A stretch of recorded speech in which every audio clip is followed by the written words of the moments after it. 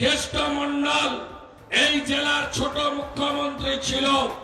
তার নেতৃত্বে গণতন্ত্র লুট হয়েছে, ধ্বংস হয়েছে।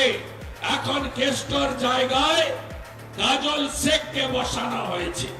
এই কাজল শেখের নেতৃত্বে এই জেলাতে দুর্বৃত্তায়ন এবং এই জেলায় সংখ্যালঘু মুসলিম যাদের এরা প্রতারিত করেছে, বঞ্চিত করেছে, শোষণ করেছে, তাদেরকে আবার নির্বাচনের আগে তাদেরকে উস্কানো হচ্ছে সাম্প্রদায়িকতার নামে।